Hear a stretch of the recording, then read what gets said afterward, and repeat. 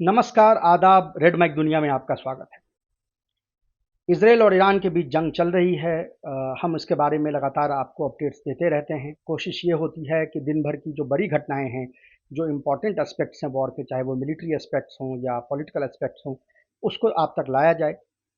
Fog of war के दरमियान में बहुत सारी इन्फॉर्मेशन ऐसी होती है जो करेक्ट नहीं होती है, जो एग्ज़ैजरेटेड होती है या जिसको कन्फर्म नहीं किया जा सकता है। हम ये कोशिश करते हैं कि उन इन्फॉर्मेशंस को शामिल ना करें और आपको एक ब्रॉड एनालिसिस दें कि ये मिलिटरीली और पॉलिटिकली ये चीज़ कहाँ पे जा रही है। तो हम फिर हाजिर हैं आपके पास अपडेट लेके। कल कुछ इम्पोर्टेंट जो हैं चीज़ें हुई। अव्वल तो ये हुई कि ईरान में कार बॉम्ब्स का यूज़ किया इसराइल ने। अभी तक वो सैबोटाज ऑपरेशन का यूज़ करते थे, यानी ईरान के अंदर में जो ईरानी मूल के जो एजेंट हैं उनके या और भी दूसरे उसके थ्रू वो ड्रोन अटैक करते हैं। वो ड्रोन अटैक्स अभी भी होते हैं, हो रहे हैं। इनफैक्ट 80% से ऊपर जो ईरान में आप अटैक देख रहे हैं वो इजरायली एयरफोर्स के नहीं हैं, वो उन सैबोटाज ऑपरेशंस के तहत किए जा रहे हैं जिसमें कि इजरायली एजेंट शामिल है, यानी ईरानी नागरिक इजरायली एजेंट बन के उसको हमला करते हैं। लेकिन उस पर एक क्रैकडाउन भी शुरू किया गया है। कल कुछ खबरें आई कि शहर रे, एक जिसको कह सकते हैं सबर्ब है ईरान का, वहाँ पे एक ड्रोन फैक्ट्री जो है उस पे छापा मारा गया। इसके अलावा पूरे ईरान में कई जगह और भी इस तरह की जो, यानी कोई डाले वाला एसयूवी जो होता है या इस तरह की और जो कैरियर्स होते हैं उस पे बेस्ड जो ड्रोन्स थे उनको इंटरसेप्ट किया। लेकिन हमले हो भी रहे हैं, दूसरे शहरों में भी हो रहे हैं। इनफैक्ट जो ईरान के ऑफिसर्स हैं वो ये कह रहे हैं कि कई जगह ऐसे हैं जैसे घरों के छत पे वो ड्रोन्स एम्बेड किए गए थे और जिनको रिमोटली एक्टिवेट किया जा रहा है अटैक करने को। हालांकि उसके जो इंटेंसिटी है उसमें कल परसों के मुकाबले में कल थोड़ी कमी देखी गई और कई जगह इंटरसेप्शन किए गए। लेकिन इसराइल ने कल कार बॉम्ब्स का यूज किया तेहरान के अंदर, जो उनका सबसे मेन स्क्वायर है, यानी वहाँ का कनॉट प्लेस जिसको आप कह सकते हैं, उसको वली असर स्ट्रीट कहते हैं। वो वली असर स्ट्रीट के आसपास और भी कुछ इलाकों में कार बॉम्ब्स जो हैं उसका इस्तेमाल जो है वो किया गया है। अभी तक ये क्लियर नहीं हुआ है कि अब वांटन वायलेंस के लिए किया गया या वो टारगेटेड असैसिनेशन के लिए किया गया, लेकिन 5 कार बॉम्ब जो हैं वो यूज किए गए। उसके बाद ईरान ने जवाबी हमले शुरू किए। कल के जवाबी हमलों में एक चीज़ थी जो बाकी दिनों से डिफरेंट थी, वो ये थी कि कल दिन में भी हमले ईरान ने किए हैं।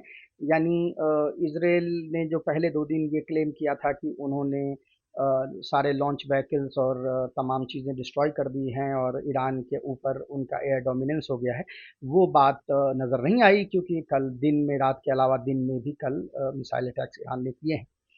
ईरानियन मिसाइल अटैक्स जो हैं वो ज़्यादा शार्प हुए हैं। कल के मिसाइल्स ज़्यादा डिस्ट्रक्टिव थे। उसका रीज़न ये भी है कि धीरे धीरे जो इजरायली एयर डिफेंस सिस्टम है उनको डिस्ट्रॉय और एग्जॉस्ट किया जा रहा है।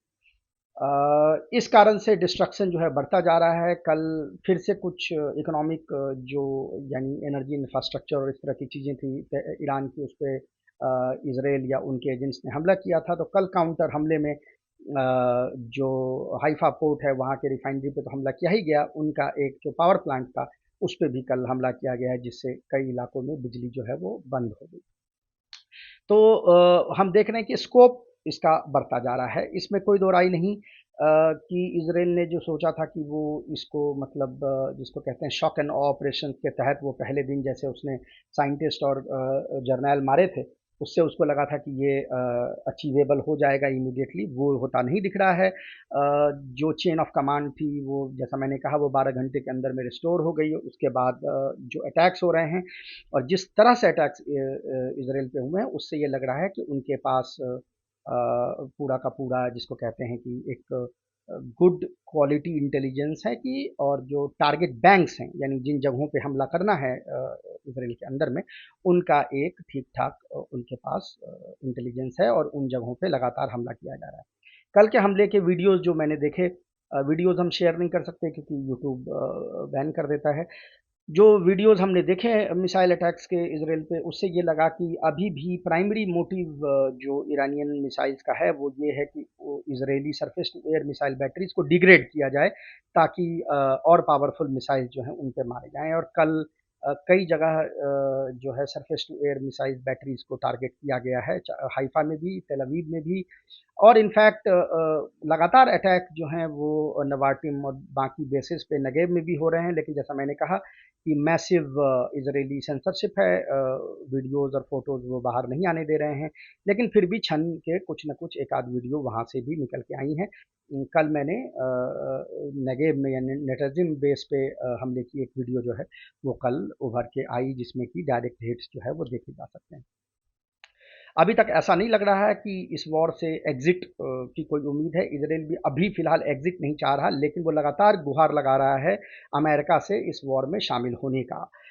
बार बार अमेरिका को कह रहा है कि हमारी जान बचाओ। शायद उनको ये अंदाज़ा नहीं था कि इस कैलिबर का या इस लेवल का काउंटर अटैक होगा। इसराइल के जो नेशनल सिक्योरिटी काउंसिल हैं उसके हेड कल एक चैनल पे थे, मैं उनका इंटरव्यू सुन रहा था, जिसमें उन्होंने कहा कि इसराइल जो है वो ईरान का न्यूक्लियर प्रोग्राम डिस्ट्रॉय नहीं कर सकता है। हम ये प्रेशर डालना चाहते थे कि किसी तरह की डील हो जाए, ये झूठ है। जाहिर है कि डील की बात तो हो ही रही थी अमेरिका के साथ, तो फिर ये करने की क्या ज़रूरत थी।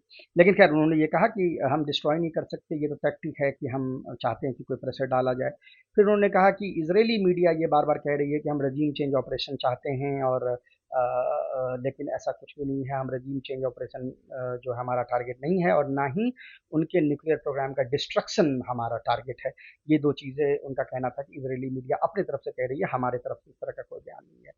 इसको भी मानना मुश्किल है, ये वॉक बैक लगता दिख रहा है, क्योंकि अमेरिका इसराइल में मीडिया का पे ऐसा कंट्रोल है, गवर्नमेंट का सेंसरशिप ऐसा उसमें एयर टाइट होता है कि बिना आप गवर्नमेंट के कहे हुए, बिना उनके ऑर्डर के आप कोई भी चीज़ लिख बोल नहीं सकते हैं। तो लेकिन खैर अब वो इंटरव्यू दे रहे थे तो उसमें ये चीज़ जो है उभर के आई है।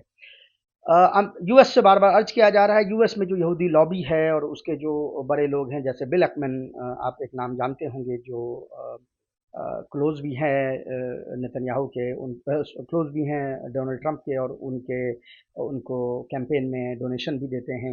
इनफैक्ट वो अभी फ़िलहाल डेमोक्रेट पार्टी के जो मेयरल इलेक्शन हो रहे हैं न्यूयॉर्क सिटी में, वहाँ पर भी वो एक डेमोक्रेट पार्टी के कैंडिडेट को जो डोनेट कर रहे हैं, उनने गुहार लगाई है अपनी तरफ से।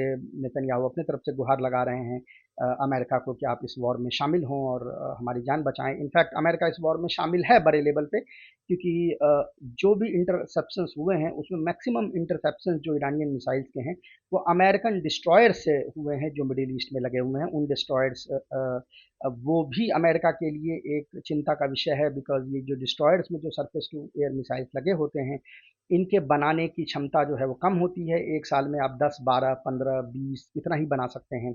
जैसे थार्ड मिसाइल आप एक साल में 50 बना सकते हैं, उससे ज़्यादा नहीं बना सकते। और यूएस के जो कमांडर्स हैं उनको ये डर लग रहा है कि अगर हमारा ये एग्जॉस्ट हो गया मिसाइल, तो इसका फ़ायदा उठा के कहीं चाइना जो है वो कोई अटैक ना कर दे ताइवान पे, या इस तरह की कोई चीज़ ना हो जाए जब हमारे पास कोई वेयर-विदल ही ना रहे उसको असॉल्ट को रोकने के लिए। तो एक उस बैलेंस के अंदर भी यूएस काम कर रहा है। लेकिन देखना होगा कि इस वॉर में वो शामिल होता है कि नहीं होता है। अभी तक गुहार जो है वो नेतन्याहू लगा रहे हैं, वहाँ के राष्ट्रपति लगा रहे हैं। हालांकि बंकरों में छुप के लगा रहे हैं, बाहर नहीं निकलते हैं, और लेकिन गुहार जरूर लगा रहे हैं अमेरिका से कि वो इस वॉर में शामिल हो। ये प्रेडिक्टेबल था, हमने पहले भी ये प्रेडिक्ट किया था कि जैसे ही ये इसराइल पे हमला होगा, इसराइल जो है अमेरिका को कहेगा कि आप हमारी जान बचाइए। ये जो सरफेस टू एयर इंटरसेप्शंस हैं, उसमें अमेरिका के अलावा इंग्लैंड भी बड़ी संख्या में, उसके भी जो एसेट्स हैं वो वहाँ पे हेल्प कर रहे हैं। इसके अलावा इंटेलिजेंस के तहत जो सुन्नी अरब कंट्रीज़ हैं वो भी हेल्प कर रहे हैं, यानी एडवांस वार्निंग और इस तरह की चीज़ों में। लेकिन उनका डायरेक्ट मिसाइल का कोई ये नहीं है, क्योंकि वो जानते हैं कि फिर उन पे हमला हो सकता है ईरान का। तो ये सारी चीज़ें हैं। जैसा मैंने कहा कि अभी कोशिश दोनों तरफ से यही रहेगी कि एक दूसरे के एयर डिफेंस बैटरी को डिग्रेड किया जाए, वॉर को जितना एक्सपेंड किया जा सके, यानी इसमें सिविलियन इलाकों पे हमला और ये तमाम चीज़ें जो हैं की जा रही है।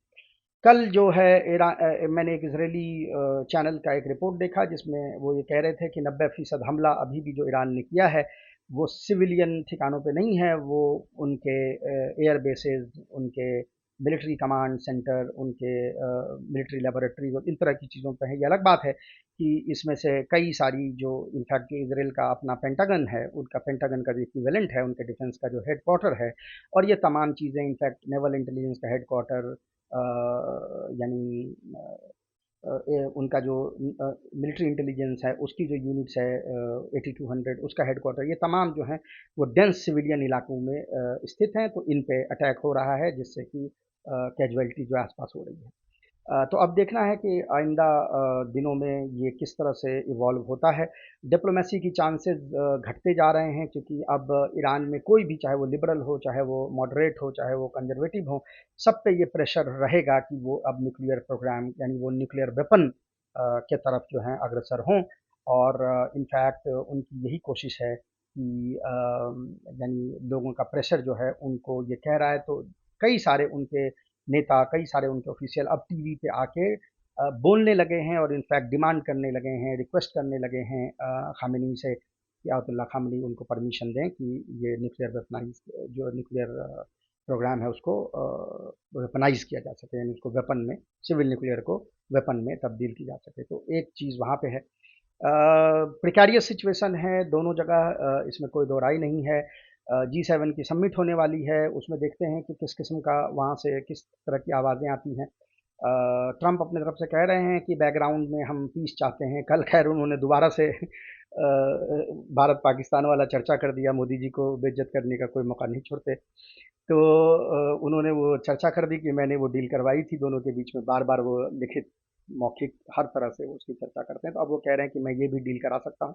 लेकिन G7 ने अभी तक कंडेमेशन तक नहीं किया है, जबकि न्यूक्लियर इंस्टॉलेशंस पे, नाटांज वगैरह पे हमला करना वॉर क्राइम माना जाता है और उसकी भर्त्सना तक भी G7 ने नहीं की है। तो ऐसे सूरत हाल में डिप्लोमेटिक इनिशिएटिव यहाँ पे क्या होगा वो बड़ा कहना बड़ा मुश्किल है। और जब भी कुछ होगा बड़ा जो डेवलपमेंट होगी हम आपके पास लेके आएंगे। तब तक के लिए नमस्कार।